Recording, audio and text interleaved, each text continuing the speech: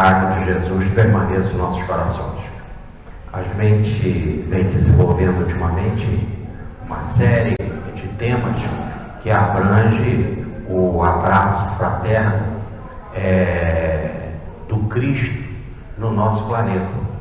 As nossas últimas 2 palestras foi sobre a história do desenvolvimento das civilizações planetárias. E nós dizíamos aqui que Cristo, o governador do nosso planeta, antes de fundar a Terra, recebeu a incumbência de cuidar de uma determinada quantidade de espíritos que ficaram sob a sua supervisão. Para isso, ele vai, com a ajuda de outros mensageiros e protetores do sistema solar, fundar o planeta Terra, juntamente com o seu satélite de equilíbrio, que é a Lua.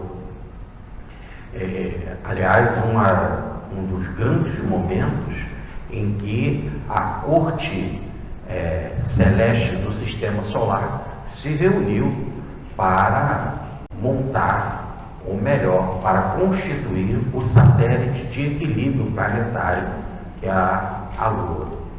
E o Cristo, então, ele fundou a Terra para ser, podemos dizer, o artífice, o grande pai adotivo dessa raça, ou dessa primeira civilização que ele recebeu no plano espiritual para cuidar, para levar à perfeição sideral. Mais do que a perfeição planetária, é levar à perfeição sideral, ao estado de espírito puro, o qual ele já é espírito puro. E por isso que quando ele esteve aqui entre nós, ele não perdeu em nada dessa sua característica de governador. Ele não ficou obnubilado, ou melhor, tolhido pela matéria, pelo campo magnético do antissistema, para poder, mantendo toda a plenitude da sua consciência, continuar regendo o destino do planeta e de todos os seus habitantes, encarnados e desencarnados. Nos fala Emmanuel no livro A Caminho da Luz. Por isso, então, ele desde os primeiros dias que teve aqui na Terra, e não é dos primeiros anos, é dos primeiros dias, mostrou-se tal qual era, com a superioridade que o planeta conheceu desde os tempos longínquos do princípio. Com isso, então, quando o planeta vai se arrumando, essa civilização espiritual que está a cargo dele vai reencarnando no campo humano.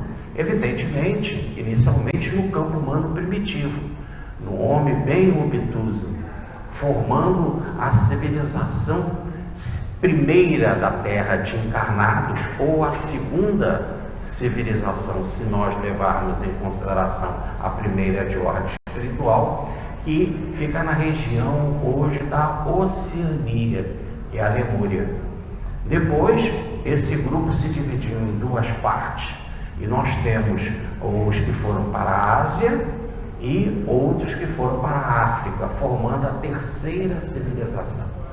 Aí veio a colaboração dos irmãos da Capela, e quando eles vieram para habitar a Atlântida, houve então um cruzamento com esses habitantes remotos do planeta, tanto asiáticos quanto africanos, fazendo uma mutação mais considerável nas estruturas biológicas que nos constituem. E aí nós temos a 4ª raça, que é a raça da Atlântida, que tem muito dos remanescentes dos indígenas do Brasil.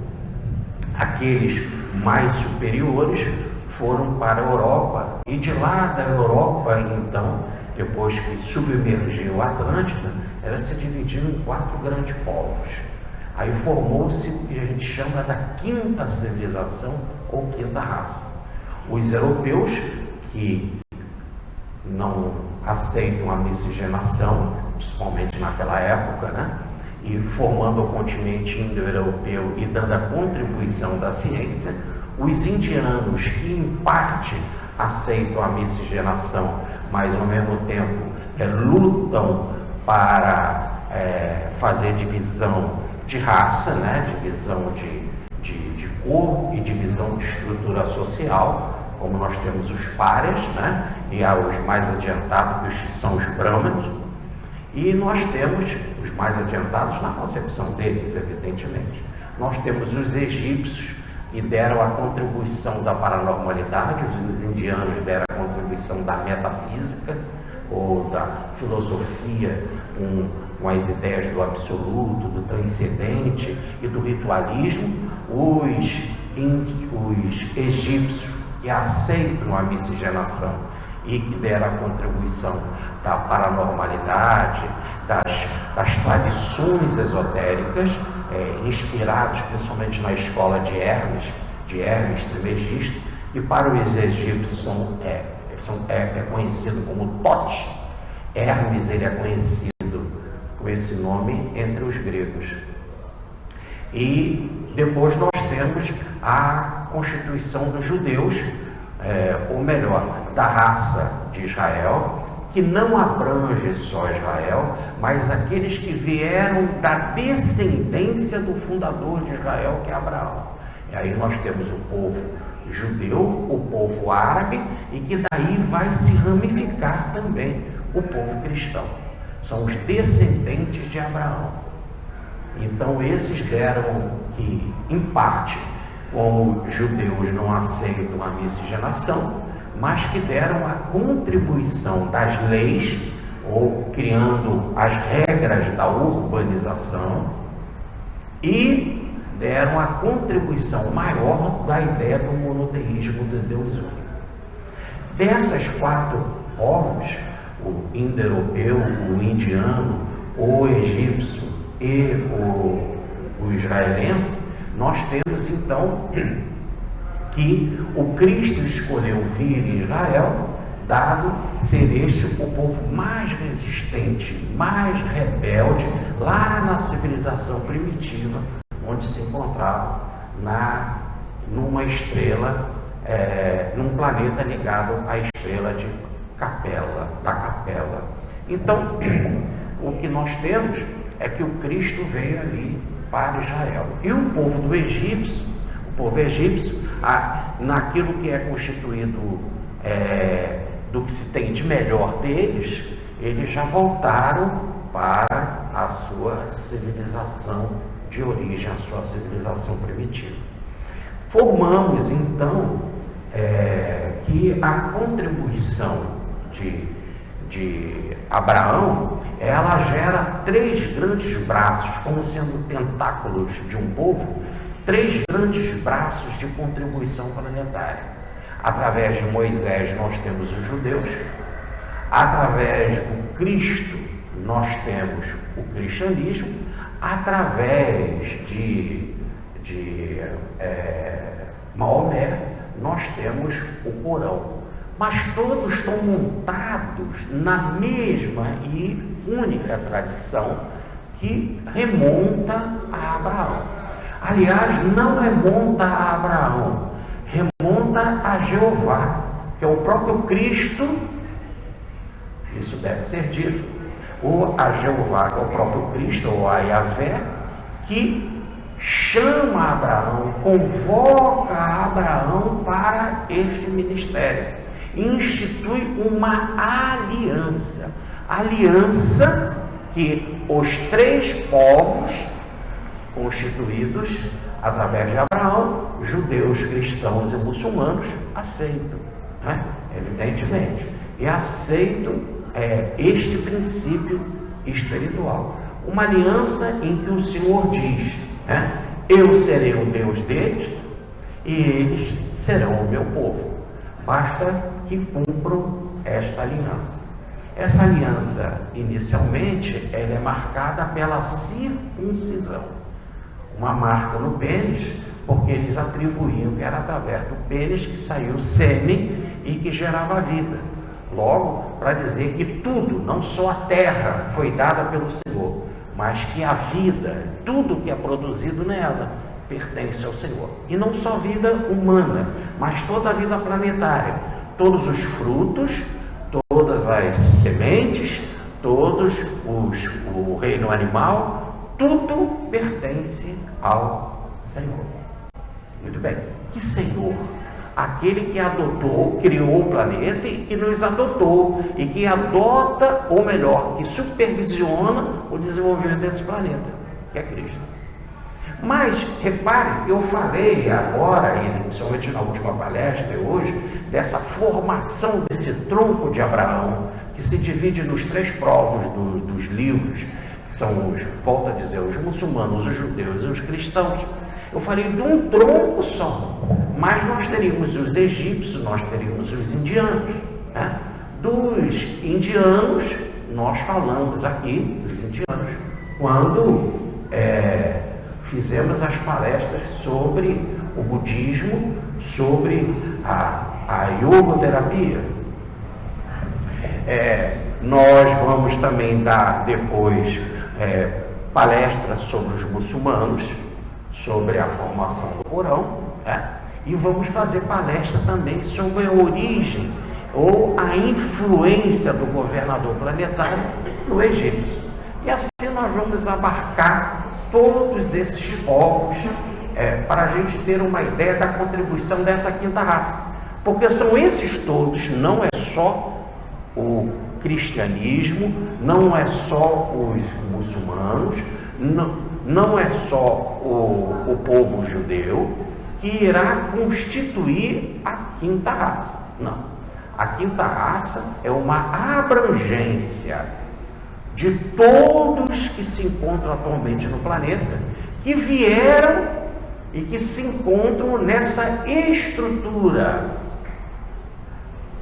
dividida em 4 grandes povos. O indo-europeu, nós temos a contribuição do indiano, do egípcio e dos povos dos livros judeus, cristãos e muçulmanos.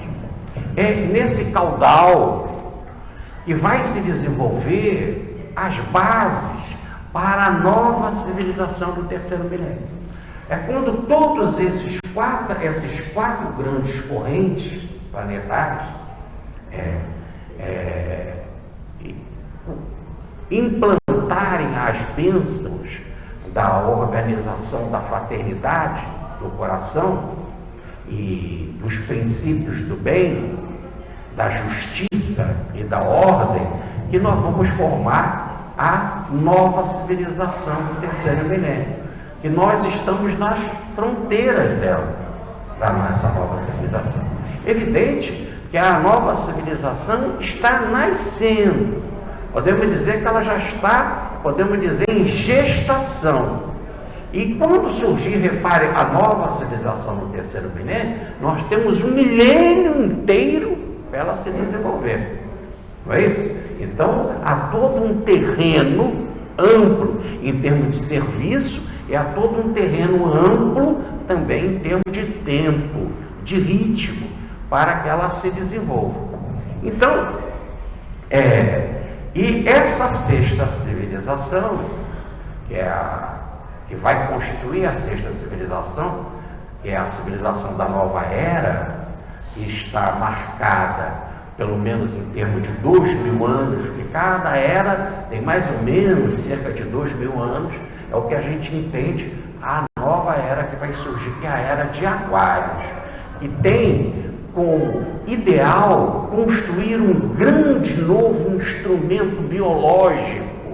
Olha o que eu estou falando, biológico, de evolução da nossa biologia, para nós termos um novo instrumento que será geral no planeta, de funcionamento biológico da nossa própria estrutura, que é o órgão da intuição, o desenvolvimento da glândula pineal, onde nós teremos como naturalidade a intuição. Como a quinta raça tem como naturalidade o órgão da razão, né? O estabelecimento da razão, nós vamos construir agora nessa nova civilização esse novo instrumento, que é o da intuição, que já está lampejando, que já está de alguma forma se manifestando esporadicamente, né? De vez em quando a gente tem um insight, de vez em quando a gente tem uma descoberta. De repente nós vamos ter isso como geral, tá? Por isso que a grande marca do futuro será a ideia científica, não a científica acadêmica. Prestem atenção, não é a científica acadêmica, mas é esta ideia das comprovações, essa ideia de se trabalhar com lógica, de se trabalhar com mais do que com lógica, que está baseado na razão, mas se trabalhar com sabedoria. Isso não quer dizer que vai acabar o instrumento da razão. Não. A intuição será o instrumento mais adiantado, que usará como base, como a gente usa como base um instinto para agir na vida, né? Ela usará também como base, como alicerce, a razão, que é instrumento de controle. Então nós teremos uma visão da vida ampla, volumétrica, ou como diz o Baldi, monista, onde que essa nova civilização já cada um conseguirá ver a coisa de forma, num conjunto, não em partes, não dividido, não quebrado, não frustrado. Essa é a sexta grande nova civilização.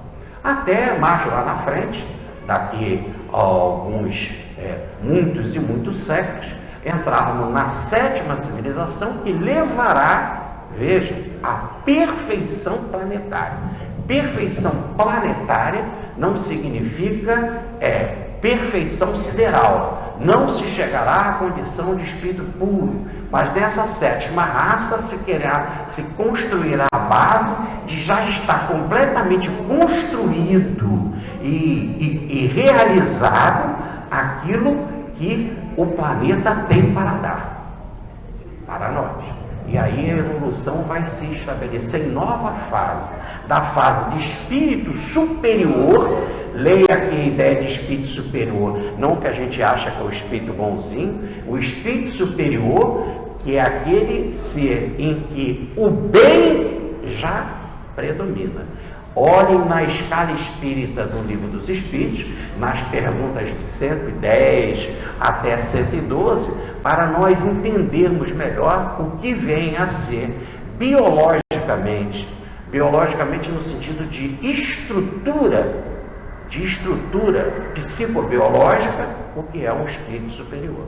E aí o espírito superior, ele vai caminhar até chegar à condição de espírito puro, em que estabelece em si a condição da perfeição sideral, que nada mais é a perfeição sideral do que a capacidade de trazer a vida em si mesmo. Isso que é a vida imanente. O espírito puro é aquele que tem a vida em si mesmo. O que é a vida em si mesmo? Uma vida que não depende de nada. Não depende. Como a gente aqui depende do ar para viver, como a gente precisa de comida, como a gente precisa de água, como nós precisamos de outros para viver, o espírito puro, ele traz em si mesmo a vida. Por isso que Jesus nos fala, dizendo da obra que o Pai deu para ele concluir, que é nos levar a esse estágio, né? Por isso que Jesus fala e diz: vim para que tivesses vida, vida em plenitude, vida em abundância, que é essa vida verdadeira que não fica na oscilação do vai e vem, da morte e etc. Muito bem. Mas nós dizíamos, então, que essa civilização, que é a civilização que nós vamos ter que construir, que é levar essa quinta raça, que é onde que nós nos encontramos, para a perfeição, nós tivemos uma grande virada com a chegada do Cristo. O Cristo foi um acelerador de evolução. Foi de tal forma a presença do Cristo no planeta, que diz Emmanuel no Caminho da Luz, que foi desta vez e pela segunda oportunidade, essa pleia de espíritos que coordenam o sistema solar se reuniu para a vinda do Cristo ao nosso planeta, para o mistério do chamado paradoxo cristão dele nascer numa manjedoura. Um verdadeiro paradoxo, né? Como diz Paulo na carta aos Filipenses, como é que pode um ser da luz, perfeitamente na luz, um ser que tem a vida em si mesmo, ou melhor, espírito puro, de independência, viver à semelhança dos homens e nascer da forma mais simples numa manjedoura, entre os animais, numa gruta, deixando uma lição de humildade incomparável. É incomparável dada a grandeza, é muito mais do que rei, é muito mais do que imperador, é mais, é aquele que fundou o planeta, é aquele que recebeu essa missão do Pai, é esse que está em perfeita harmonia com o Pai, que pode dizer, eu e o Pai somos um, eu estou no Pai, o Pai está em mim, e a obra que o Pai me deu para completar, desde que eu fundei a terra, completar é levar todos à perfeição sideral. Esse ser desta grandeza, que não podemos imaginar, ele vem conviver com os animais de forma simples na manjedoura, deixando a maior lição de humildade que se pode imaginar. E isso chega ao extremo de morrer na cruz e não reagir de forma nenhuma, e na cruz deixar a mensagem do perdão. Ainda deixando a mensagem do perdão, e diz Paulo, na morte mais infame que existe, que é a morte da cruz, e entre ladrões, e mesmo assim ainda deixar a mensagem do perdão. Esse é o paradoxo.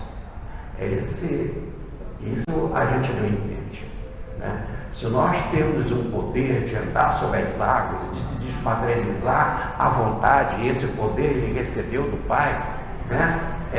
Se nós temos o poder de transformar 5 pãezinhos para que 5.000 homens comam, fora as mulheres e crianças, multiplicar peixes, transformar água em vinho, não é isso? Curar leprosos, tirar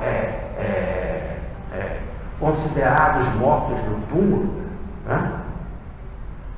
Veja, dele mesmo sair do túmulo e deixar o túmulo vazio, sem a presença da carne, nem do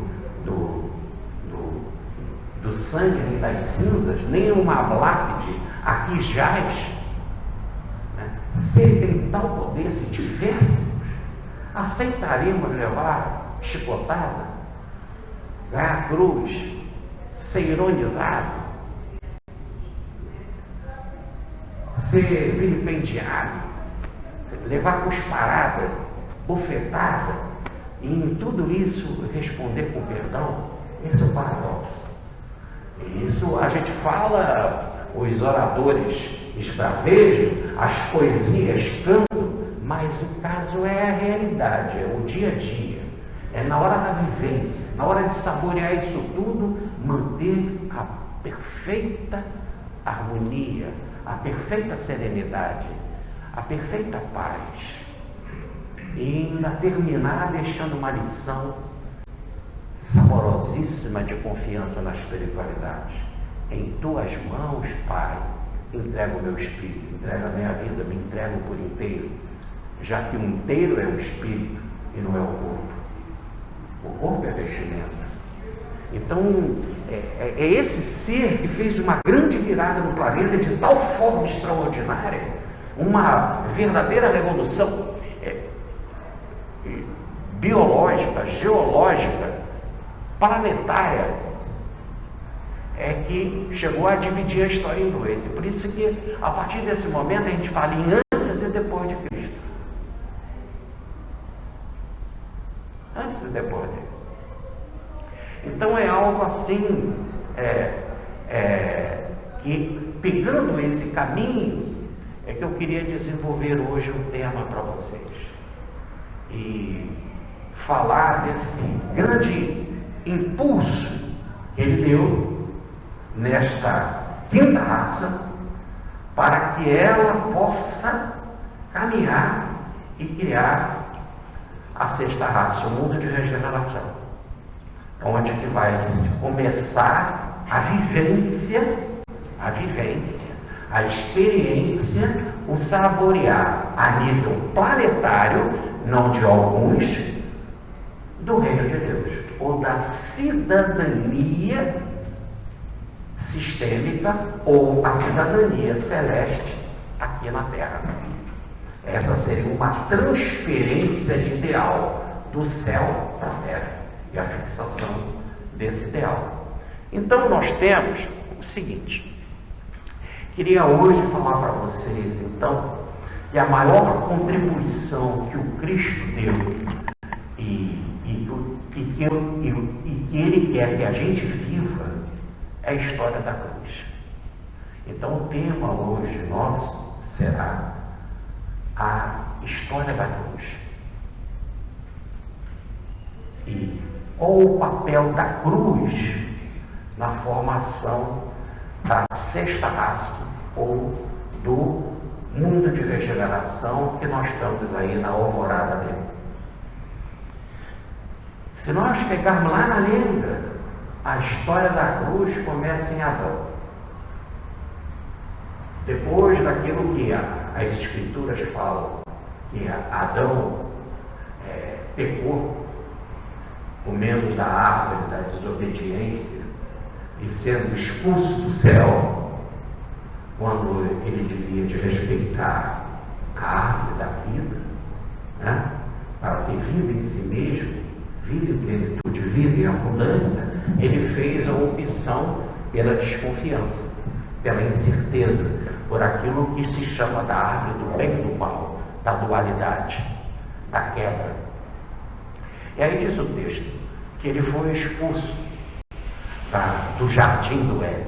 Jardim quer dizer cercado, Éden quer dizer delícia, ou melhor, de um espaço de harmonia, e foi lançado por terra, um espaço de desarmonia. Podemos então imaginar que o Adão ali, no sentido mitológico, né, nada mais constitui do que aquela primeira raça, ou melhor, aquela primeira civilização que estava no plano espiritual a serviço do Cristo. Por isso o livro dos Espíritos fala que Adão simboliza muitos. Então esse grupo de espíritos, né, desarmonizados, ele reencarnou. Por isso que a palavra Adão quer dizer adiante, primeiro eu, primeiro estágio de consciência. E como é o primeiro estágio de consciência, por isso que lá na civilização da Lemúria, onde nós tivemos a segunda raça, ou a primeira encarnada no planeta, nós temos a primitividade, ou a parte primitiva, a constituição primitiva do planeta. E de lá foi se desenvolvendo do seu estado primitivo, para chegar ao mundo de prova e expiação, como nós nos encontramos, e aí mergulharmos no futuro na regeneração. Então, Adão, ele representa não um, mas muitos, e são os seres que perderam a harmonia e estão em evolução para reconquistar a harmonia. E por que a história da cruz começa em Adão? A lenda também, porque também essa história do Adão, do Éden, do paraíso, é uma lenda profundamente real. É estranho falar isso, uma lenda profundamente real, porque é a nossa história, mas ela é lenda enquanto a historinha contada, e não a realidade da dor biológica, psicológica, espiritual da nossa vida. Então, diz que quando Adão veio por terra, né, e aí diz a história junto com Eva, eles tiveram o primeiro filho, que foi Caim, depois tiveram um filho chamado Abel. Caim matou Abel e nasceu um terceiro filho, que era Sete. Sete era um filho legal, podemos dizer assim. E ele gostava do pai. O pai viveu muitos anos na terra. E quando o pai estava doente, Sete se preocupa com o pai. Ele fica... Isso nós encontramos num evangelho chamado Apócrifo, o Evangelho de Nicodemos. E era muito contada essa história na época de Francisco de Assis. É muito viva essa história na época de Francisco de Assis. E mais do que isso, né, inclusive era narrado numa clássica legenda na época de Francisco de Assis. Legenda que nós temos o texto original em nossa residência.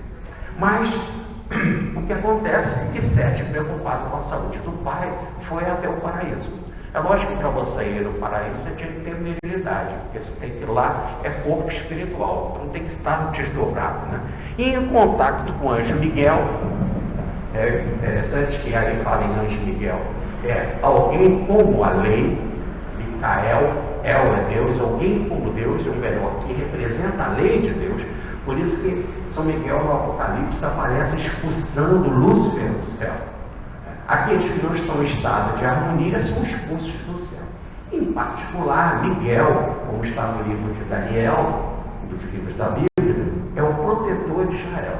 É uma imagem para o nome de Jesus.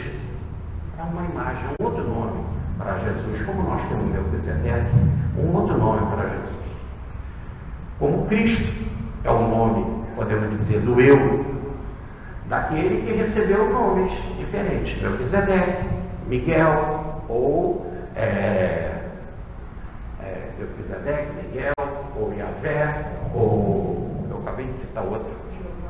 Não, Jeová é o Yahvé. Nós temos Miguel, Melquisedeque, Miguel e Jesus. Jesus é o nome que ele recebeu aqui na terra, o Cristo, o eu divino. Muito bem. Então, ele vai até Miguel.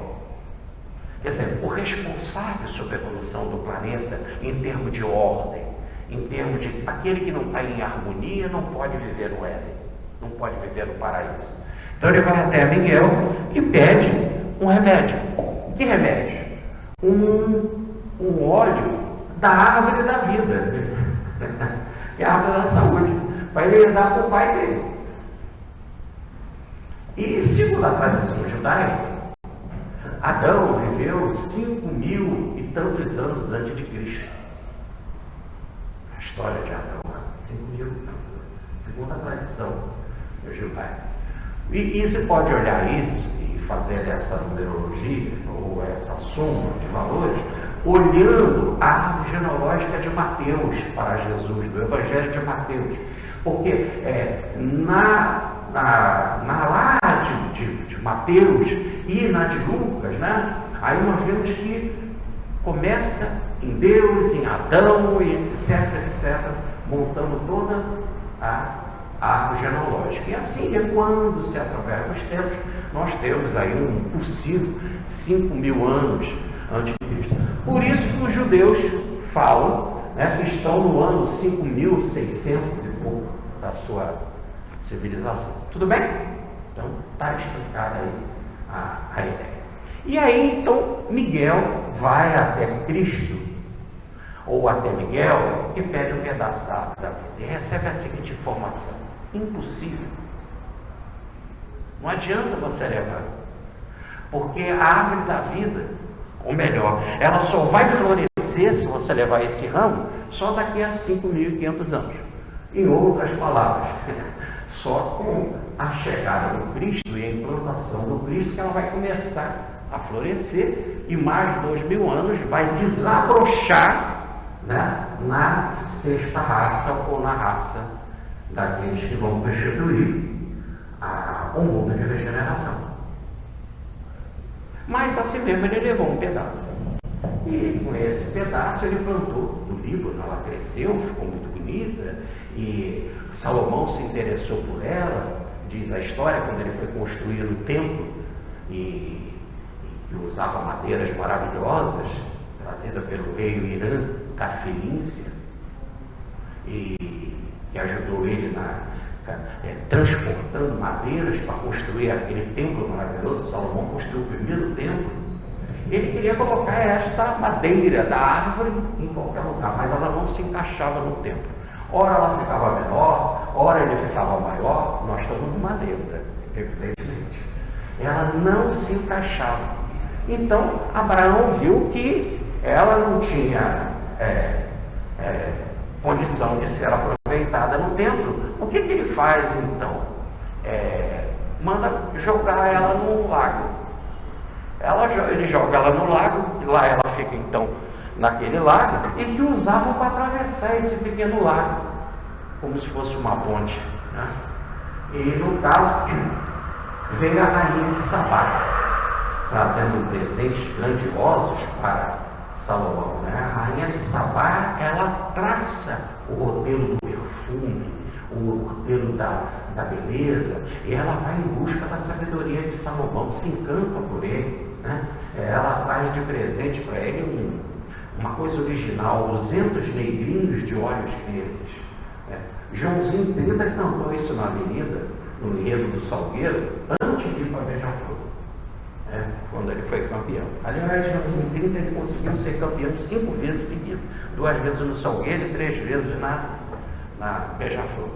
E num desses enredos ele conta essa visita da rainha de Sabá, do mundo árabe, né? Trazendo as riquezas, os perfumes, para encontrar e receber a sabedoria de Salomão. Quando ela chega lá e que ela vê essa árvore, ela se encanta. E ela fala com Salomão que é um desperdício. Salomão fica encantado e então manda enterrar essa árvore. Ela fica lá, enterrada. Repare que era um raminho só que foi crescendo, né? Ela fica enterrada. Com o passar do tempo, vão fazer a piscina acrobática. Aquela piscina que se movimentava e que trazia cura. E que o paralítico queria mergulhar, mas que ele precisava ser levado até lá. E que as pessoas mergulhavam primeiro, porque dela emanava cura. Olha a ideia de vida, né? E foi quando Cristo então curou ele e mandou ele se lavar na piscina. Ali construíram essa piscina onde ela estava sendo enterrada, a areia acabou, a terra acabou umedecendo e sendo corroída, e ela flutuou. Quando flutuou, os judeus acharam ela muito interessante e apanharam ela. Apanharam essa árvore e esse tronco, né? E acharam interessante. E os que apanharam trabalhavam a serviço de Roma. E evidentemente que os romanos não iam ficar fazendo um trabalho braçal. Não existe, no exato momento, que trabalho braçal. Quem faz são os escravos, logo o povo dominado, né? E eles então foram convidados para cortar aquela árvore e usar ela para a cruz. E foi nesta árvore que o Cristo foi crucificado. Então aí nós temos a história. E por que ele foi crucificado nessa árvore e ela foi guardada? Porque a rainha de Sabá teve uma visão de que o Senhor do mundo, foi isso que ela falou para Salomão, por isso que Salomão enterrou essa árvore, né? Que o Senhor do mundo seria sacrificado nela. Contamos uma história, toda uma lenda, né? Em que fica estipulado aí ideias interessantíssimas, como a rainha de Sabá sendo reencarnação, né? De pessoas que vão depois estar ligadas à missão do Cristo, né? E aí no caso nós vemos que a ideia então da cruz do Cristo é que ela é a mesma madeira da árvore da vida do paraíso, ou em outras palavras, a cruz salva, a cruz é sinônimo de vida. Toda essa história é uma lenda. Não é para a gente estar dizendo que é absurdo, isso não tem lógica. Não, é simplesmente uma história para se bater papo. Na Idade Média, nós estamos em plena Idade Média. Fixar conceitos e dizer: a cruz é sinônimo de vida. Tudo bem?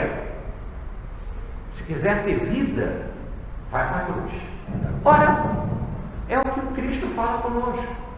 Se quiseres ser meu discípulo, e ser discípulo dele é condição que a gente entende de vida, negue a si mesmo, renuncia. Humildade é o paradoxo.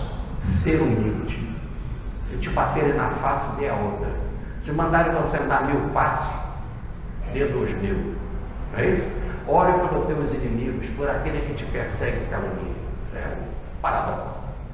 Então, seja humilde, negue a si mesmo e carregue a sua cruz, que é a sua involução, para que da involução você chegue à evolução, à regeneração. É o caminho da cruz. Para falar a verdade, e eu não disse, que quando ela foi plantada no Líbano, um galho dela, Sete ficou impressionado, e um galho dela ele levou para o pai. Um pedacinho daquele galho que ele recebeu. E quando ele chegou, Adão já estava morto. Porque realmente a gente só vai ter vida em Cristo. Morto corporalmente, mas a evolução procede. E aí o que ele fez? Ele plantou aquela árvore em cima do túmulo do Adão. E aí nós contamos toda essa história da madeira e tal, e a madeira vai ser fincada no Calvário. Ali, precisamente, no túmulo de Adão. Ainda nessa história, nós vemos então que lá embaixo nós temos o primeiro Adão, no túmulo. E no alto, ressuscitando da cruz, a cruz é vida, na madeira da árvore da vida, vai ressuscitar Cristo, o último Adão. Paulo de Tarso, na primeira carta aos Coríntios, no capítulo 15. O primeiro Adão é vivente, precisa do ar, precisa da comida para viver. O último Adão é aquele que tem vida em si mesmo, que é Cristo. Então, sair da materialidade, chegar à espiritualidade pura, sideral, traçar o trajeto da evolução, é sair do primeiro Adão e chegar ao último Adão, como falou Paulo. O último está lá no túmulo. Então a cruz, que é o símbolo da vida, foi plantada ali. Vamos continuar ainda com a história para a gente entender a importância da cruz.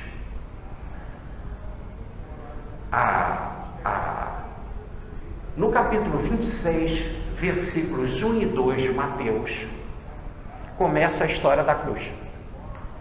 Eu vou repetir para vocês guardarem. Eu já falei aqui quando nós passamos por isso no estudo da obra do Agostinho, mas para a gente fixar bem, entender, e depois olhar com calma, no capítulo 26, versículo 1 e 2 de Mateus, começa a história da cruz. Diz assim: Jesus estava reunido com os apóstolos, e ele disse assim, Mateus começa, não é Mateus falando no seu Evangelho. Terminado esses discursos, Jesus disse, daqui a 2 dias, terminado esses discursos, que discursos? Toda a pregação do Cristo, tudo aquilo que ele pregou, os seus 3 anos de pregação, na Galiléia, na Samaria, na Judéia e além Jordão, como ele foi também no cemitério dos Gadarenos. Então, isso é a lei também. Então, todo esse trabalho, então, termina, que é o trabalho da pregação, e vai começar o trabalho da cruz, que é o trabalho da vivência, em que ele vai colocar e mostrar para nós na prática tudo aquilo que ele falou. Ele não falou para perdoar, para amar, para isso. Aí ele vai para a cruz e vai manter-se sereno, paciente, resignado, perdoar e tal. Aí então começa todo aquele trabalho em que ele vai reunir com os apóstolos, vai dizer que um vai ter que me entregar, e aí vem ele vai ser preso no Getsemane, vai ser julgado por judeus, julgado pelos sumos sacerdotes, julgado e com testemunhas falsas, vai ser levado para Pilatos, vai para a cruz, e aí todo o trabalho, o resultado do processo como é a cruz, que é a árvore da vida, o processo é a ressurreição. Então, a partir de 26, Mateus, capítulo 26, versículo de 1 a 2, começa a história da cruz.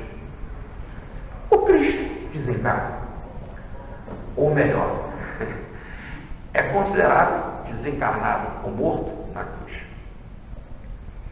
E as coisas são repartidas. O centurião fica encantado. E nós contamos aqui a história daquele centurião. Ele antes era da polícia secreta de Pilatos.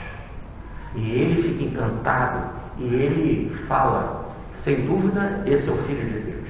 Porque ele já havia acompanhado e feito um relatório para Pilatos de toda a vida do Cristo. E esse centurião vai encarnar como Allan Kardec. Ali da cruz, nós vemos que Longinos vai se transformar também para o cristianismo, mais tarde vai ser o nosso imperador Pedro II, em que vai enfiar a lança do lado do Cristo, aonde vai sair sangue e água. Nós vemos ali que os ladrões, entre alguns ladrões, aí nós vemos o caso Dimas, que vai encarnar e vai ser um dos colaboradores de Allan Kardec, o senhor Rostand. E assim, naquele cenário da cruz, que é uma história de imenso aprendizado, nós estamos constituindo personagens interessantíssimos, olha, que estão ligados direto à terceira revelação. Terceira revelação. E ali na cruz, evidentemente, que as pessoas vão se preocupar e vão amar aquele homem extraordinário, que era levado em alta consideração. Imagine então com a ressurreição dele. Então, o cuidado, se nós temos em preservar tantas coisinhas, tantas relíquias, houve também um cuidado de preservar relíquias, como a cruz, como a coroa, como o manto do Cristo. Repara que jogaram sorte para ver quem ia ficar com aquele manto, porque era de alta qualidade, depois estudaram e etc. E há muita lenda por aí, dizendo que todas essas histórias são falsas.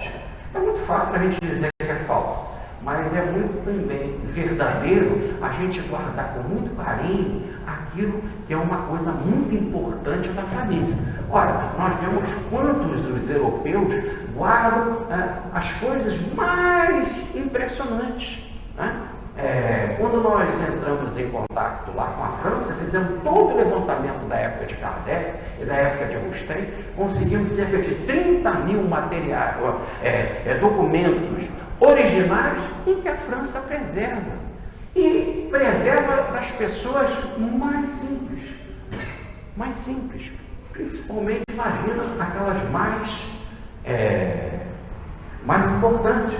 Nós temos um caso na revista Espírita de Allan Kardec, de umas pessoas da Itália que entraram em contato com ele, porque uma pessoa morreu da família, era um funcionário público na Itália, ele morreu e o brasão da família sumiu. Eles estavam impressionados e foram procurar o brasão, procuraram e chegaram, será que nós enterramos essa marca da família com o defunto? O morto lá, Então eles foram exumar lá o corpo e encontraram o brasão. E só que quando eles encontraram, eles viram que o corpo estava revirado e com a mão comida. Ou em outras palavras, o homem não tinha desencarnado. O seu Antônio B não tinha desencarnado, ele estava num estado de coma, que hoje a ciência está mais adiantada com relação a isso. Antigamente era um espelhinho, para ver a última respiração. E eles ficaram impressionados com isso. Escreveram para Allan Kardec, pedindo para Allan Kardec evocar ele, para ver o que ele tem para contar. E ele conta que ele havia matado uma esposa e tal, e que ele estava pagando aquele carro, etc., que ele enterrou ela viva. Então, uma entrevista, uma das palestras que nós temos, é a entrevista de Kardec ao senhor Antônio Bico. É uma de nossas palestras. Mas, repare, a preocupação em preservar. Vão abrir até um pouco para procurar, porque queriam preservar uma marca de família. Então, guardar essas coisas todas é bem plausível.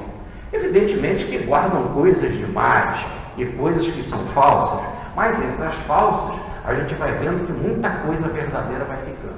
O próprio sudário é um enigma do enigma do enigma. E quanto mais se pesquisa, mais provas nós vamos encontrando. E uma das revelações do nosso Chico Xavier é que ali está realmente substâncias extremamente elevadas, com elementos de outros planetas que não são conhecidos aqui na Terra.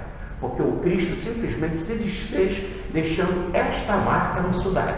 Olha, essa nossa palestra está agora na internet, porque nós acabamos de fazer ela agora no dia 8 de junho, em Volta Redonda, no Congresso de Rustém. Muito bem. Mas, resumindo, então a preocupação de ficar com essas coisas, com esses objetos, e a cruz passou a ser muito significativa. Queriam guardar tudo que era de Cristo, ou pelo menos de longe vigiar, e na medida do possível, ficar com isso. Os anos passam, muitos anos passam, e em 320, Helena, a mãe de Constantino, a protetora da arqueologia, vai fazer a viagem na Terra Santa. Ela já tinha de alguma forma falado muito do cristianismo para o seu filho, Constantino. Constantino, em 313, viu a cruz com uma frase, como dizer, insigno vince, com esse sinal vencerás. E ele então estabelece para si o cristianismo e coloca o cristianismo como uma das religiões oficiais do Império Romano a partir de 325. Tudo começou com a influência da sua mãe, que é Helena, reencarnação de Maria de Madalena. Aliás, até na brincadeira do Chico, Helena, Madalena, olha a semelhança. Muito bem. E Constantino, então, vai instituir o cristianismo como uma das religiões oficiais. E ela vai ser subsidiada pelo governo, ou melhor, pelo governo do filho, para ir para as Terras Santas para fazer essa pesquisa.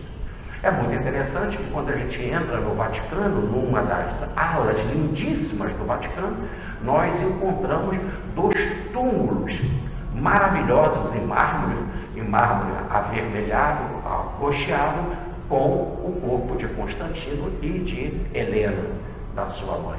Né? Muito bem. Ela chegando lá, o que ela vai fazer? Ela vai falar com as comunidades cristãs que tinham ali. E como era a rainha, tinha facilidade, com um corpo de exército que a acompanhava, para trazer pessoas até ela, ou ela ia até essas pessoas e fazer entrevistas.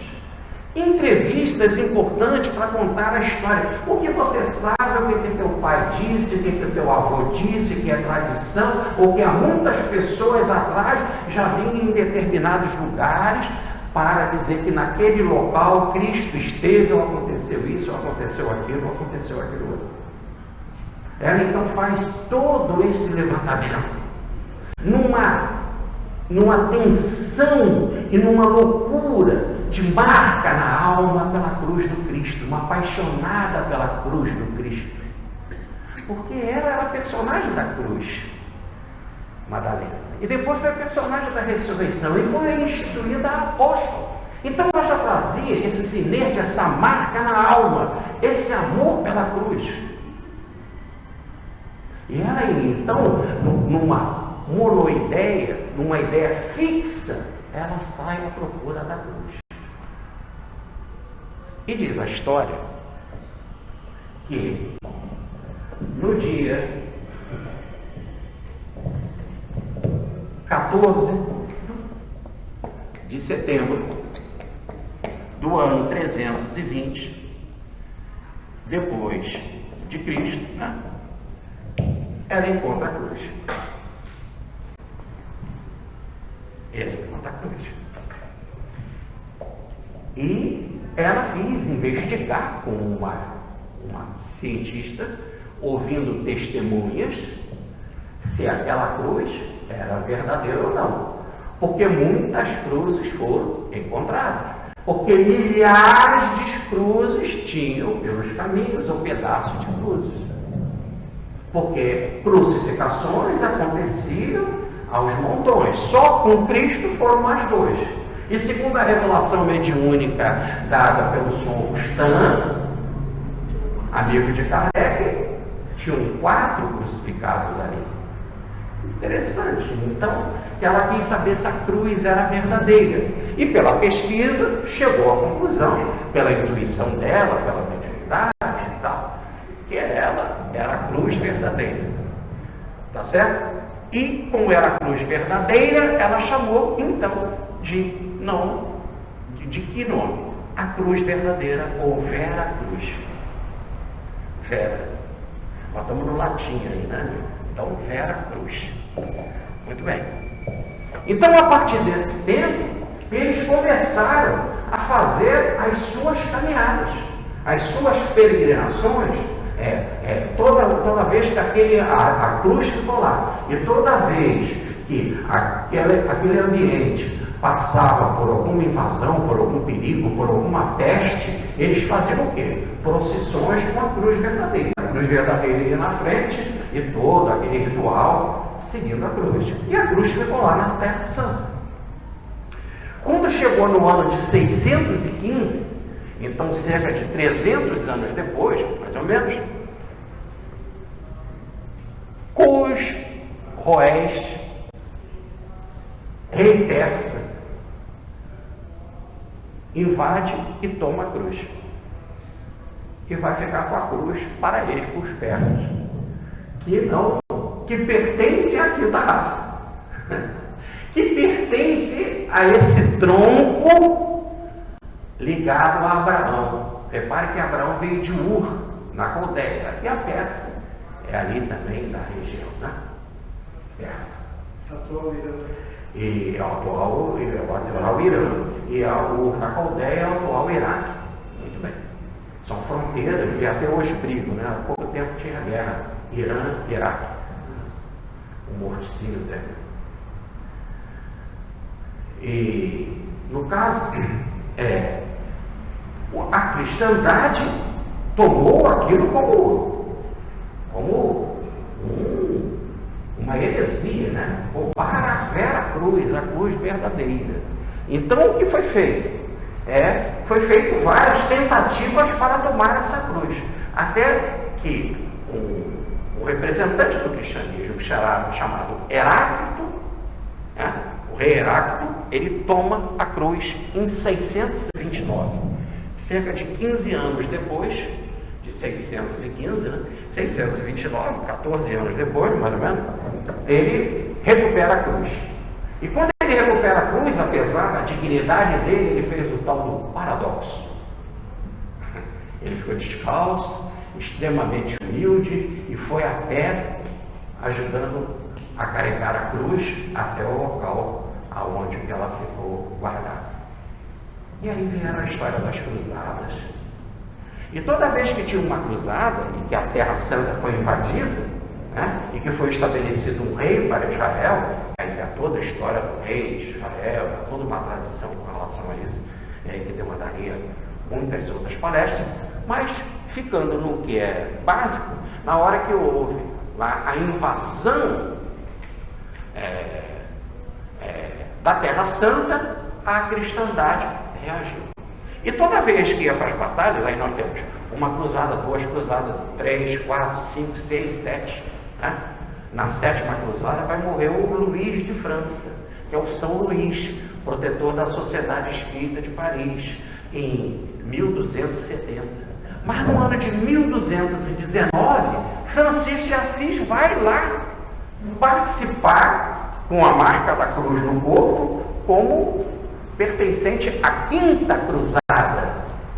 É quando ele vai pegar a doença nos olhos. Por isso que tem uma pintura de São Francisco que ele está com um lencinho nos olhos. Ele vai pegar o traucoma e ele vai ficar com um escorrimento nos olhos. E vai desencarnar praticamente cego por causa dessa situação.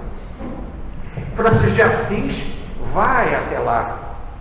E ele estabelece a primeira reunião de paz entre membros dessa mesma família, cristãos e muçulmanos, entre o sultão do Egito, Al-Kamil, e ele, Francisco de Assis, representante do catolicismo, ou do cristianismo, dos povos dos livros ali reunidos.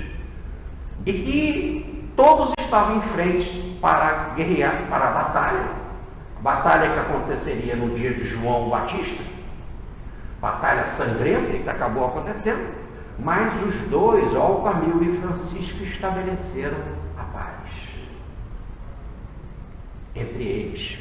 Os dois saíram amigos.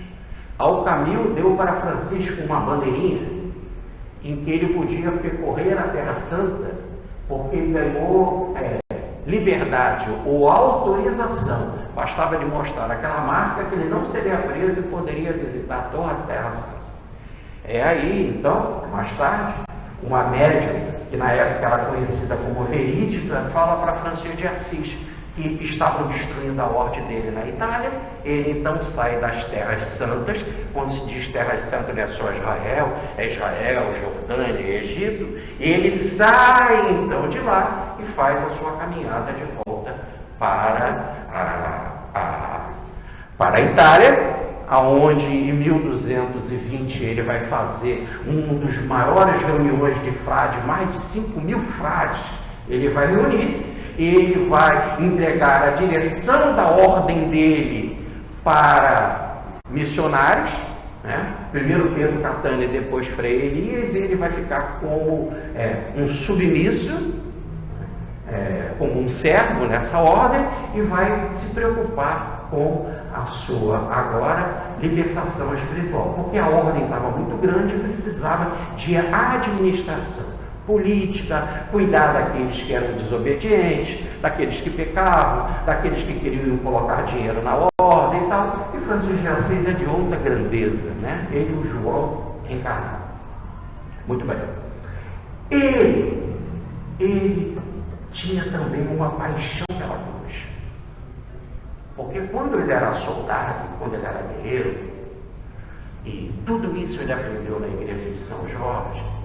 Porque foi na igreja de São Jorge que ele fez o primeiro discurso, foi na igreja de São Jorge que ele aprendeu a ler e a escrever, cantando as coisas de São Jorge, aprendendo a oração de São Jorge, vivendo as coisas de São Jorge, vivendo como um guerreiro. Ele era um guerreiro. Ele antes já tinha sido preso na Perugia, quando perdeu a guerra na localidade de Colestrada, e ficou um ano preso e precisou ser resgatado pelo pai.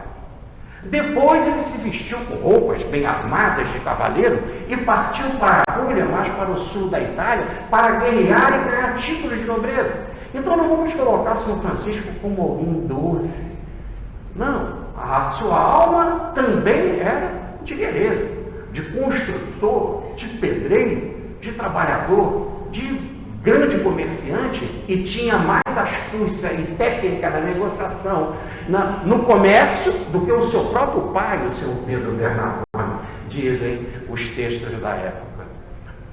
E Francisco parte para a Puglia. É aí que ele vai todo armado para ganhar o título de cavaleiro, sob o comando de um militar, nobre militar, chamado Gentil, o Conde Gentil. O Cristo aparece para ele em sonho e diz para ele voltar, porque lá será dito o que ele deve fazer. Ele doa toda aquela roupa, então, de cavaleiro, e ele vai entender que agora ele tem uma outra cavalaria para construir, que é a cavalaria do Cristo, que é trabalhar, ser guerreiro do Cristo, e não pela violência, mas com armas da pobreza, da castidade e da obediência. Mas até ele descobrir isso, ele vai ficar completamente em busca, em caminhadas, e cada vez querendo ir para lugar mais ermos para ele descobrir essa resposta. Até que ele entra na igreja de São Damião, ambiente de cura. Lá era igreja ao Deus Esculápio, o Deus da cura. Era um templo romano, e que depois, com a chegada do cristianismo, passou um templo dedicado a Cosme e Damião, aqueles que eram médicos também de cura. Ele vai atrás da cura como se estivesse atrás da árvore da vida, a árvore da cura. E quando ele chega lá, ele se encanta, porque diferente de todas as outras igrejas do mundo, ali nós tínhamos uma cruz, e aquela cruz, o Cristo estava vivo. Toda a cruz que a gente encontra, o Cristo está mortão, caído, cheio de dor e com sangue.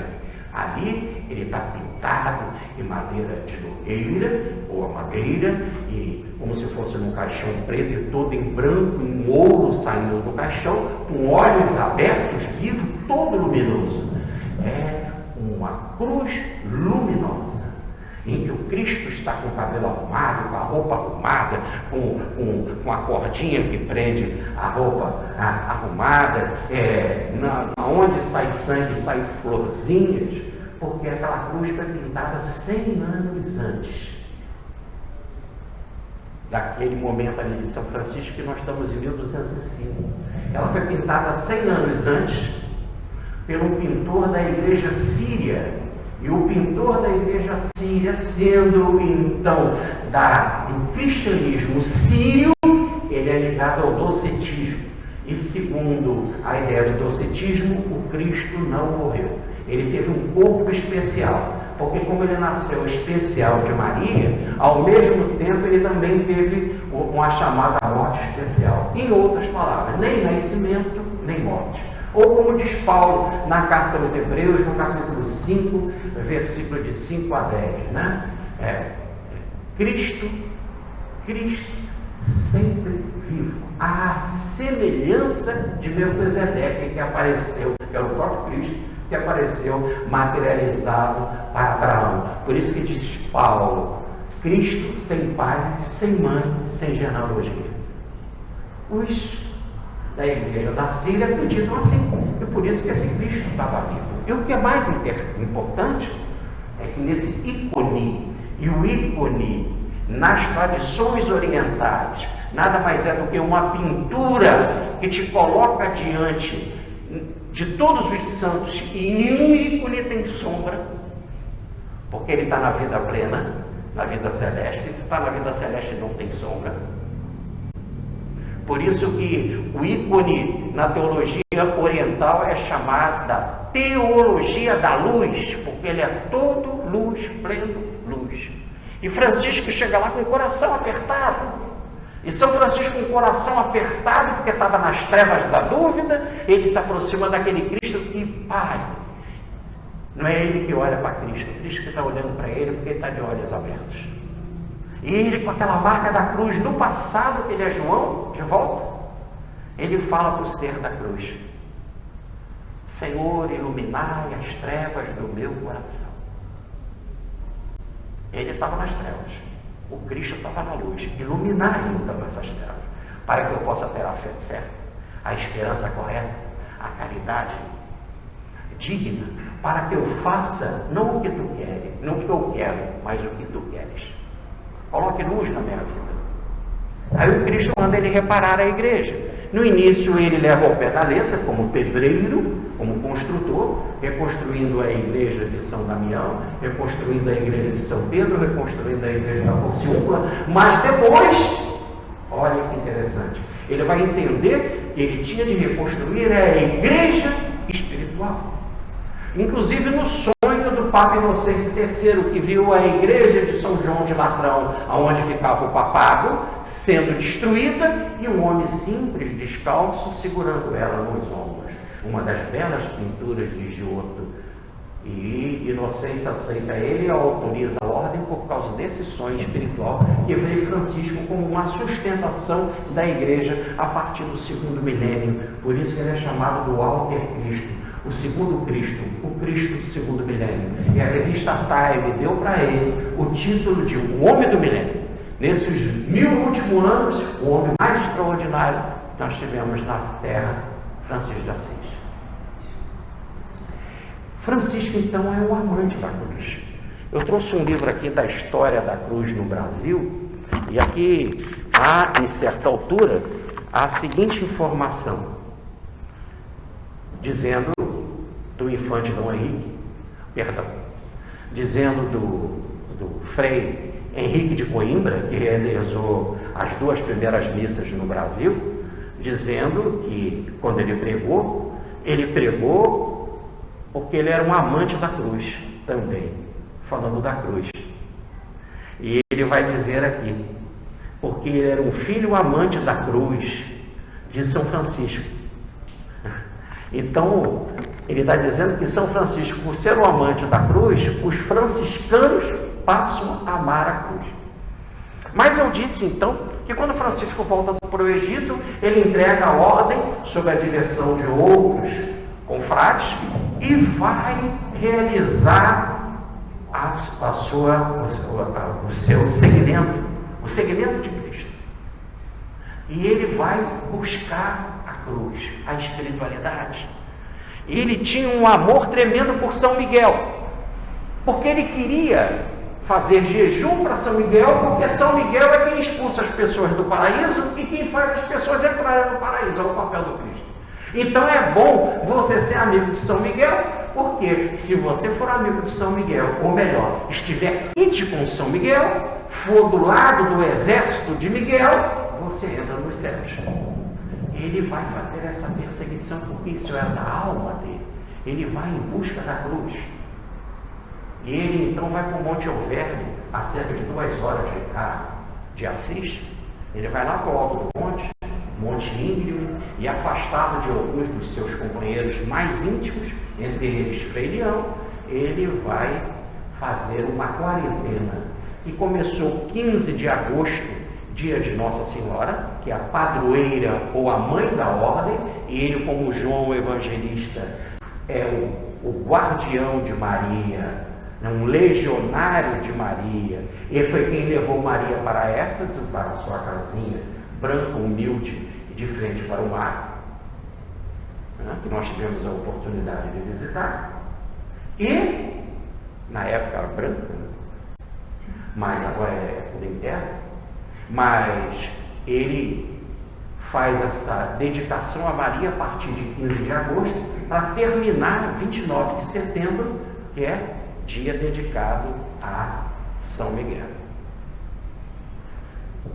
De Maria a Miguel, de Maria a Cristo, eis a caminhada. E aí, ele ali, naquele jejum que começa no dia 14, nós estamos no ano de 1224, vai chegar o dia 14 de setembro. Só que o dia 14 de setembro de 1224. Ali, no dia 14 de setembro, dia da Santa Cruz ou da Vera Cruz, que não é uma festa popular aqui no Brasil, e já já nós explicaremos por quê. Porque que popularmente não é popular. Mas nesse dia, ele parou para saudar a cruz. Ele está em pleno jejum e ele passa aquele dia a pensar na cruz. E quando ele começa a pensar na cruz, ele diz que ele queria sentir, na medida do possível, essa foi a oração que ele fez. A segunda grande oração da vida de Francisco. A primeira foi aquela lá de 1205, iluminai as trevas do meu coração. Agora ele está falando para a cruz. Eu queria, e pensando no incêndio de amor, eu queria, na medida do possível, que eu tivesse aquele amor, Cristo, que tu teve na cruz, mas na medida do meu possível. E eu queria, na medida do meu possível, que eu tivesse aquela dor que tu teve na cruz. Amor e dor, no meu nível, na medida do possível. Nós estamos falando de perfeição planetária, não de perfeição sideral. Agora ele entra em perfeição planetária. Tá certo? Por isso pode falar de anjo para Francisco. E aí, nesse exato momento, ele faz essa oração. E o Cristo aparece para ele. E quando o Cristo aparece para ele, e de testemunha, Frei Leão assistia a tudo, o Cristo concede num incêndio de amor, não por construtores do mundo, como furaram Cristo do lado, mas no incêndio de amor, ele é crucificado por Cristo. Essa é a história que nós temos gravada na alma dele. Há 1200 anos ele viveu isso, porque há 1200 anos ele estava na cruz. E ele ganhou na cruz não só a condição de ser e continuar apóstolo do Cristo, mas de ser guardião de Maria. O Cristo dividiu Maria com ele. Muita gente diz que Cristo deu Maria para ele. Não. Maria continuou sendo mãe de Cristo. Ele continuou o amor a Maria e num compartilhamento, impressionante, ele divide a mãe. Né? É algo. E Maria recebe então aí o título universal de mãe da cristandade. E Francisco, então, diante da dor da cruz e diante da piedade, da Nossa Senhora da Piedade, que vai receber o Cristo doloroso, dolorido, sofrido, os braços.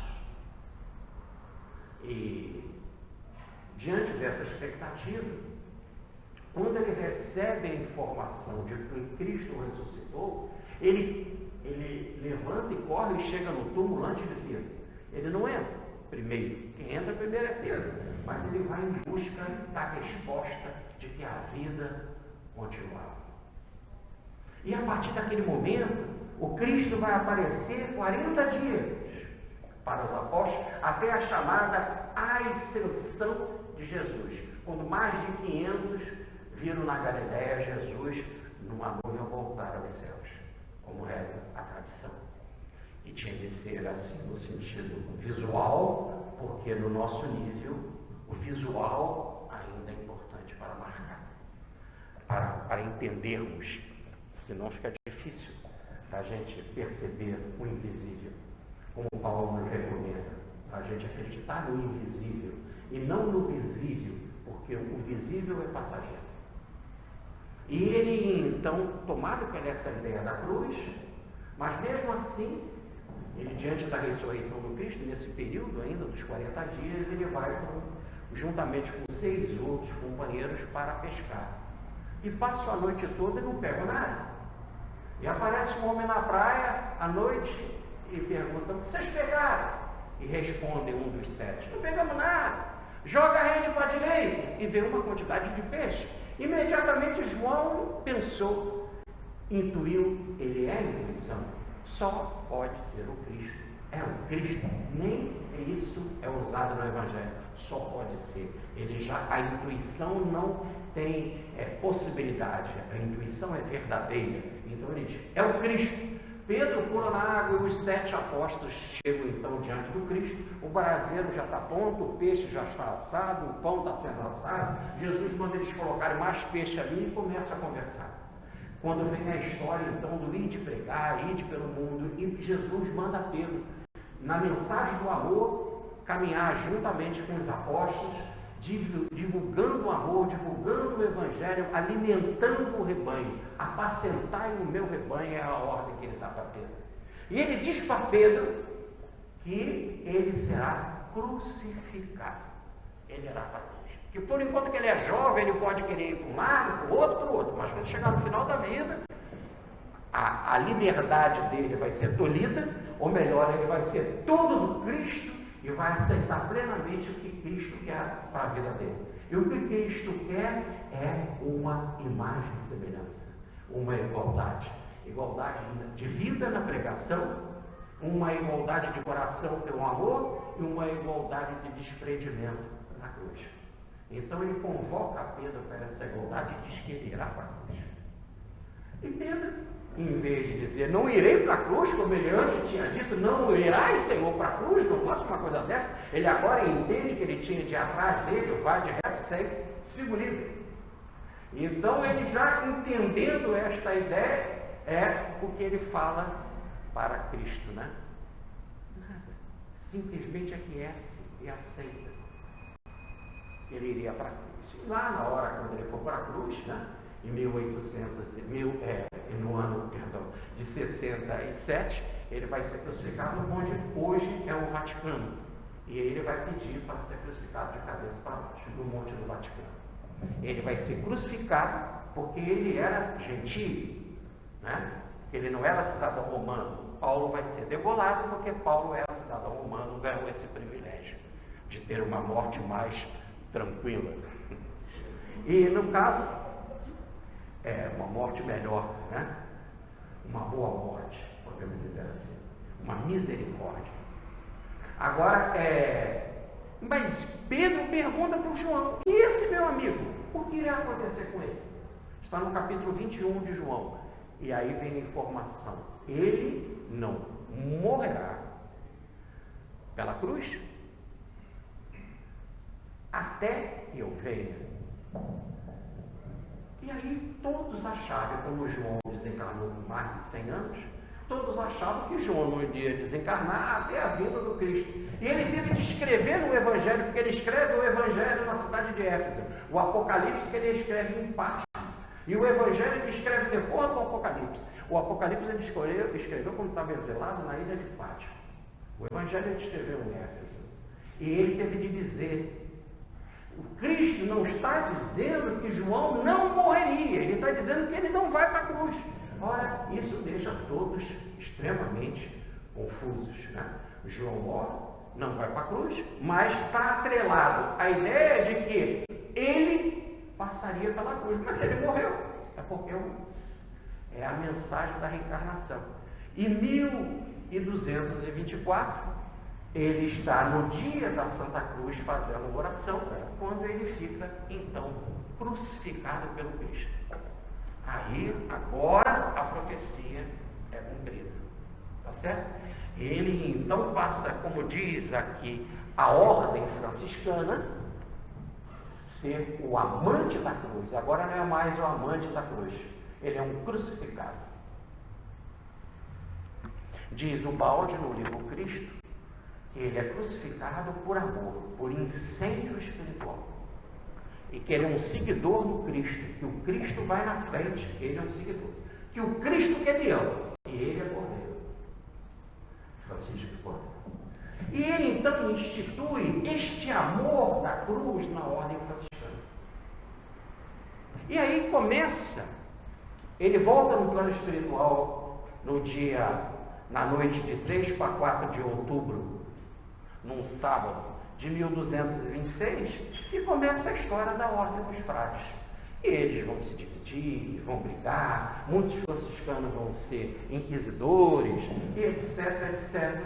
E toda aquela ordem um dos maiores apóstolos do Cristo que veio à Terra para implantar outra vez o Evangelho da pobreza, da castidade e da obediência, tudo se leva a perder.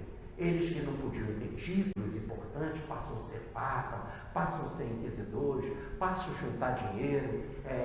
Frei Elias, um dos ministros da ordem, vai logo botar um gasofilácio para recolher dinheiro. Naquela época não existia o Vaticano como templo, então ele vai construir a Basílica de São Francisco, que é a basílica mais rica da Europa, etc, etc. Então, de 1226,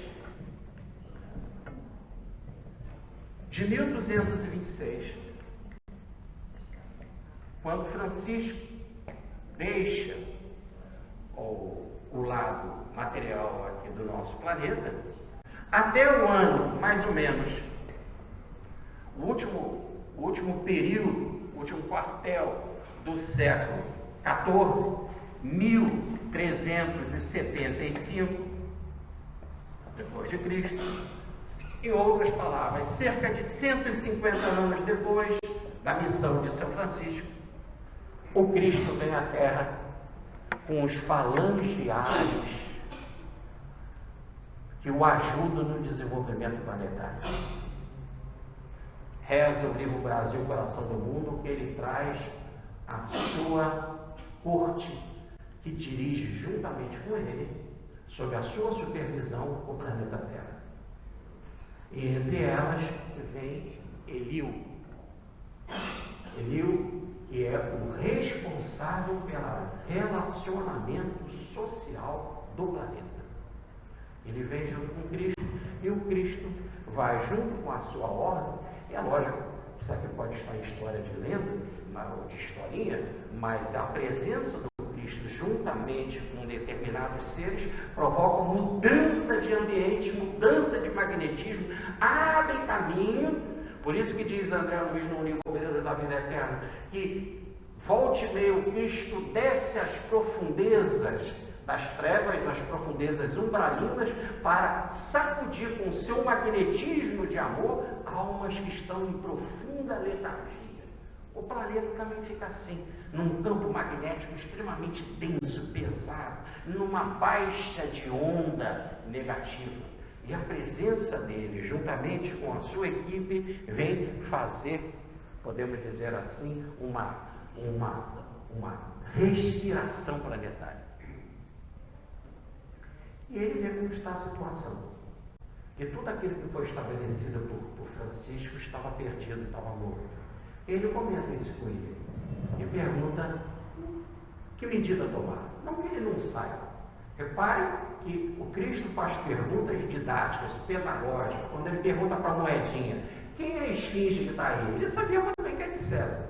Simplesmente ele quer ver uma resposta, e vindo uma resposta dos seres humanos, mantém o nosso livre-arbítrio. Mantém o nosso livre-arbítrio. Tudo bem? Nós só temos que ser coparticipantes com Cristo. E ele pergunta o que fazer.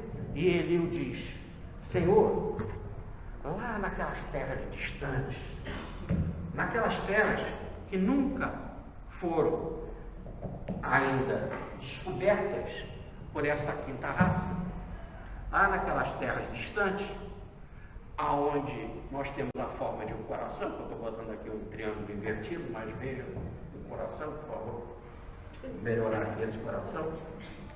Pronto. Ficou uma camisa, né? Mas vocês estão vendo o coração lá naquelas terras distantes, Senhor. Tu já colocaste, quando da formação do planeta, ou da fundação do planeta, já instituíste o Cruzeiro do Sul. A tua cruz celeste. Para dar ideia de horóscopo, num destino planetário. Lá tem a tua cruz, Senhor. Como se estivesse dizendo que aquele ambiente está regido astrologicamente pelos princípios da tua cruz. Então vamos para lá, Senhor. Lá tem almas simples, que são aqueles, podemos dizer, recuados seres que vieram da Atlântica, mas que ainda pertenciam à chamada quarta raça, que vão formar os nossos povos primitivos, né? O nosso povo original aqui do planeta. Vamos falar, e sobre a orientação da tua cruz, vamos construir uma nova era, um mundo de esperança, um mundo de bênção, de amor, de fraternidade, sobre a orientação da tua cruz. Se é cruz, olha, voltemos para Mateus capítulo 26, versículo de 1 a 2, os discursos acabaram, agora é hora de vivência, ou melhor, o Brasil não é planeta de discurso, ou não é mundo de discurso. A América do Sul não é mundo de discurso. O Brasil, em especial, não é mundo de discurso. É de vivência. Vivência da cruz. Vivência da realidade da cruz. E vai para a cruz Cristo. Mas vai para a cruz também Dimas, Gesta, ladrões. Ladrões, mais ou menos, que se arrependem. E ladrões resistentes. Rebeldes, como Gesta. Que a tradição coloca esses dois nomes. Tá certo? Então, a cruz do Cristo, nós temos ambiente diferente. Como diz o professor Pedro Rocha, cada um dá um grito segundo o seu nível mental. Um é o grito da revolta. Um outro é o grito da esperança. O Cristo é o grito do amor, do perdão. Cada um age segundo o seu nível, mas todos sobre a bandeira ou sobre o símbolo, a marca da cruz, em profunda vivência. Profunda vivência. Gesta estava vivendo na cruz, no nível dele, como Cristo estava vivendo no nível dele, como Dimas no nível dele, cada um no seu nível, mas todos não em filosofias, não em academicismo, mas todos na experiência da cruz. E ele então fala para ele: eu encarno e vem estabelecer no mundo esse projeto de chegarmos às terras novas, às praias novas da América. Muito bem, ele reencarna e recebe o nome de Infante Dom Henrique, filho do rei Dom João.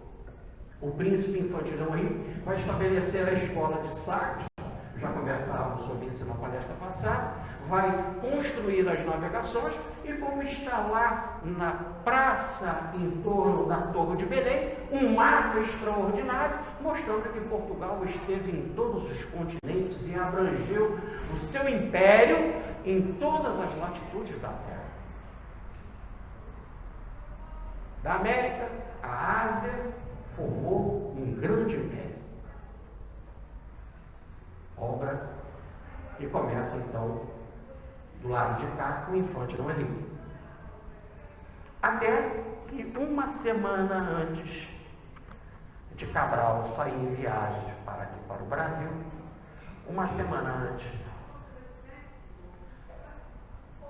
o Frei Henrique de Coimbra, o Frei Henrique Soares, que é de Coimbra, muito bem, que é de Coimbra quando entrou para a ordem franciscana. Frei é franciscano. Frei foi chamado uma semana antes, precisamente, uma semana no dia 2 de março de 1500, definitivamente para assumir o comando dos frades que viriam para chegar à Índia, trazer as especiarias, mas passar, como diz as orientações de Vasco da Gama, pela possibilidade bastante já desenhada cartograficamente das terras do Brasil.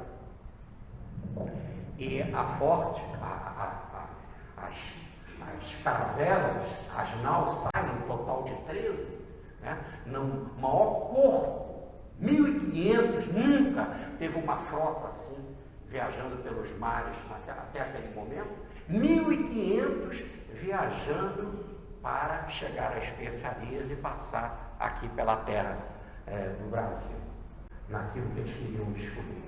E o infante, e o Frei Henrique de Coimbra, ele vai chamar mais 7 freis para estar com ele nesse trabalho. Ele seria o comandante. E mais 9 diocesanos ou leigos. Mas dos freis, a história resiste, e resiste a quem eles eram. E a história resiste, e eu trouxe aqui para vocês. Frei Henrique, grande teólogo, antes tinha sido jurista, desembargador numa na corte da suplicação, um dos momentos jurídicos mais importantes de Portugal, em Lisboa, um conhecimento jurídico extraordinário e que tinha largado a beca para vestir o traje franciscano. Então, um profundo conhecedor jurista e profundo conhecedor de teologia, grande conhecedor de teologia e grande disciplinador, confessor de D. Manuel, disciplinador da Ordem das Clarices em Portugal, ele que vai administrar como confessor o convento de Setúbal, aonde tinha a ama de leite do rei D. Manuel, que ele visitava sempre, e D. Manuel adorou a disciplina colocada por ele, o conhecimento disciplinar que as Clarissas estavam dando sobre a égide dele. Ele então, por isso que é chamado para comandar essa missão. E ele aceita, porque ele diz em carta no dia 2 de março de 1500 que era a vontade dos céus que ele tinha de cumprir.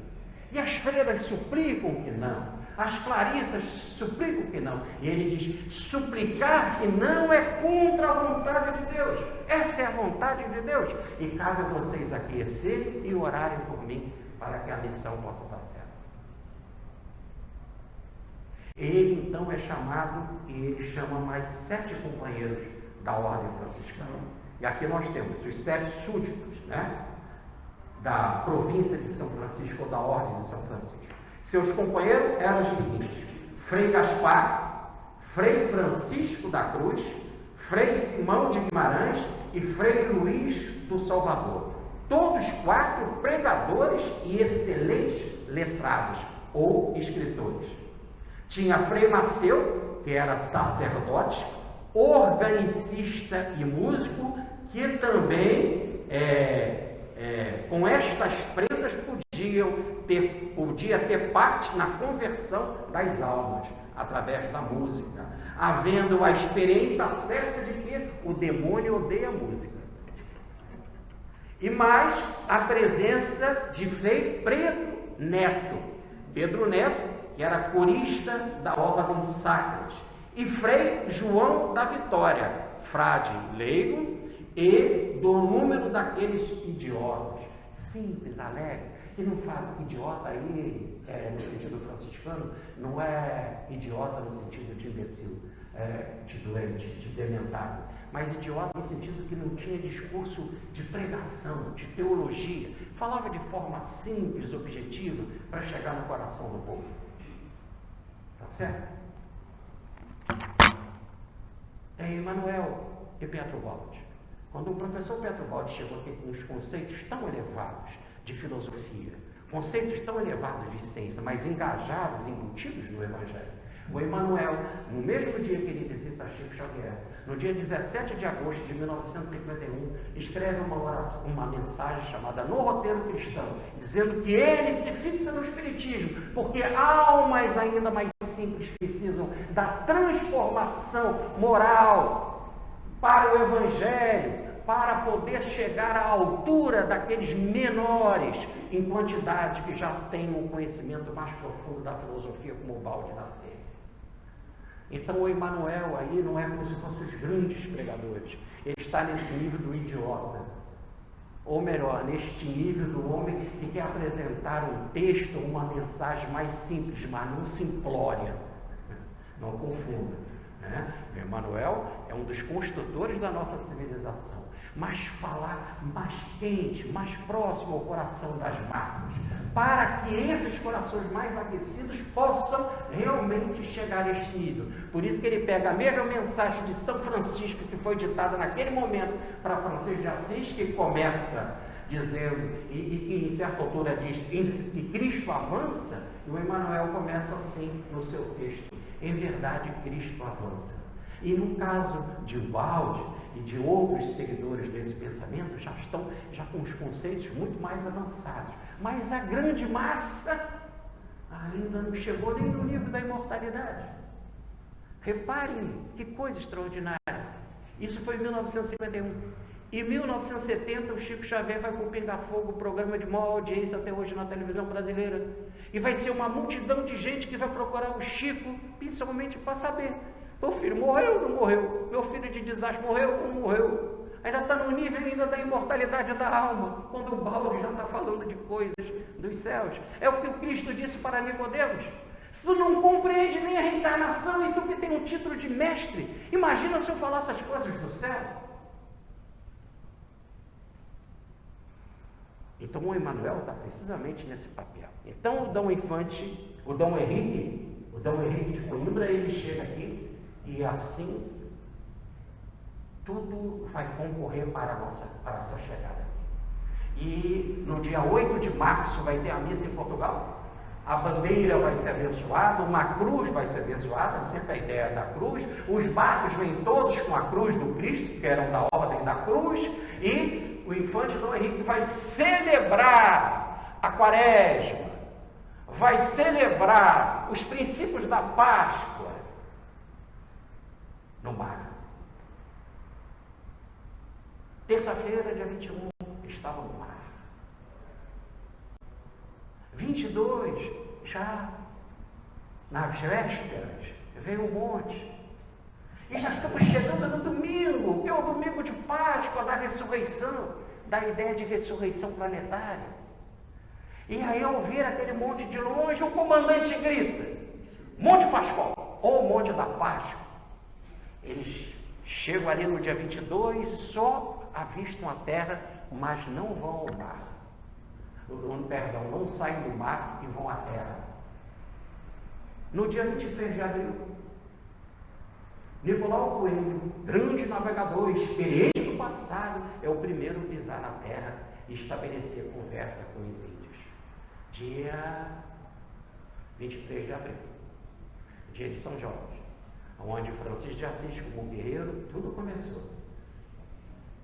Sendo batizado, sendo instruído para aprender a ler, a escrever, a falar, em discursos, a pregar como frade e a ser enterrado na igreja de São Jorge. Na marca de São Jorge há o primeiro estabelecimento com os nossos nativos.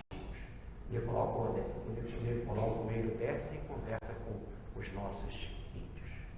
E aí ele já começa a estabelecer contato, e no dia 26, ainda numa ilha, em Coroa Vermelha, é celebrada a primeira missa. 26 de abril, domingo, dia da Páscoa. E no dia da Páscoa, ele vai pregar, depois da missa cantada, e aqui fala uma coisa muito interessante, que conforme que eles cantavam, os índios que estavam ali também se balançavam e levantavam as mãos e imitavam as mesmas coisas. Mas que teve um momento que eles pararam e cantaram música deles e dançaram músicas primitivas, como eram consideradas pelos frades, músicas primitivas dos índios, e usaram seus instrumentos e dançaram na primeira vez. E aí, ao terminar a missa, o Frei Henrique senta e vai pregar sobre a ressurreição. E na ressurreição ele vai pregar sobre Tomé, sobre a dúvida de Tomé. 50 anos depois, em 1549, quando chega Manuel da Nóbrega aqui nas nossas terras, a primeira coisa que ele vai ouvir é que Tomé, quando ele fala do Evangelho, ele fala sobre Tomé, mas entre nós há um índio chamado Tomé, e que tinha poderes extraordinários, e que deixou a marca dele de um pé numa pedra. Ele escreve para Portugal, como está na primeira carta de Manuel da Nóbrega, e no primeiro livro escrito no Brasil, Cartas do Brasil, dizendo que realmente ele ia lá para ver essas marcas. E o Templo Espírita do Piara coloca o índio do Piara como a reencarnação de Tomé. E todos lá no Tupiara não sabiam, até ser feita essa correlação, que Manuel da Nóbrega já falava dessa tradição em carta oficial a Simão Vasconcelos, o provedor da ordem lá em Portugal, chefe de Nóbrega. Ele então prega sobre Tomé, mas e sobre a ressurreição, sobre essa filosofia da dúvida que deve acabar em nós, para a gente ter a certeza de que Cristo vive, e Cristo vive, ele venceu a cruz, e vale a pena a loucura da cruz, como disse Paulo, vale a pena. E aí, nesse exato momento que ele fala isso, ele começa a falar da cruz, porque ele começa a falar do Cruzeiro do Sul. Aliás, Cruzeiro do Sul, nome dado pelo físico ou médico, o médico da expedição, João, judeu convertido, que usou o astrolábio para fazer medidas, e foi o primeiro em carta, não o primeiro a descobrir o Cruzeiro do Sul, que já desde 1400 e pouco já se conhecia o Cruzeiro do Sul, mas o primeiro a dar esse nome, Cruzeiro do Sul, em carta para Dom Manuel. Carta que saiu daqui, porque quando no dia 2 de maio os navios vão para a Índia, uma dessas 13 naus, uma já tinha sido naufragada logo no início, uma das 12 agora, uma delas sai, aquela que levava os mantimentos foram passados para outro navio, ela volta com as cartas, inclusive com as cartas a carta de Peruvaz de Caminho, que é a certidão de nascimento do Brasil, levando a informação para Dom Manuel que as terras foram encontradas. E é dito que não se encontrou ouro e prata, linguagem bem usada por Pedro lá no Ato dos Apóstolos. Não se encontrou ouro e prata, mas se encontrou uma gente que está pronta para receber o Evangelho. E ele diz para Dom Manuel: não tarda, Dom Manuel, não tarda, Dom Manuel, porque o maior bem que você pode fazer nessa terra é trazer a mensagem, ou plantar a semente do Evangelho. Assim diz a carta de Peruvaz de Caminho, que no final pede um favor com um parente dele, que estava exilado em Cabo Verde. E isso também é bem uma das nossas cruzes, né? Essa coisa de pedir favor, etc. E E ele fala dessa beleza aqui da nossa terra, das nativas, das nossas Índias, diz que as nossas Índias têm as vergonhas mais bonitas do que as de Portugal, e fala do encanto desse paraíso, compara o Brasil com Éden, é bem esta ideia, e diz que aqui a semente tem que ser plantada. E aí começa a história da cruz. E a história da cruz vai começar precisamente com Francisco de Assis. Porque os franciscanos trazem a mensagem da cruz. Trazem a mensagem da cruz. E Henrique de Coimbra vai para a Índia, volta da Índia, vai para Portugal, faz toda uma carreira em Portugal, inclusive vai ser bispo de Celta, vai ser bispo em Celta. E como a nossa história, que nós vamos prosseguir na próxima palestra, é a história da cruz, e nós vamos mostrar como isso foi construído aqui no Brasil. No ano de 1532, 32 anos depois do descobrimento do Brasil, pasmem, no dia 14 de setembro, no dia da cruz, o Frei Henrique de Coimbra desencarna. Muita paz, fique com Deus.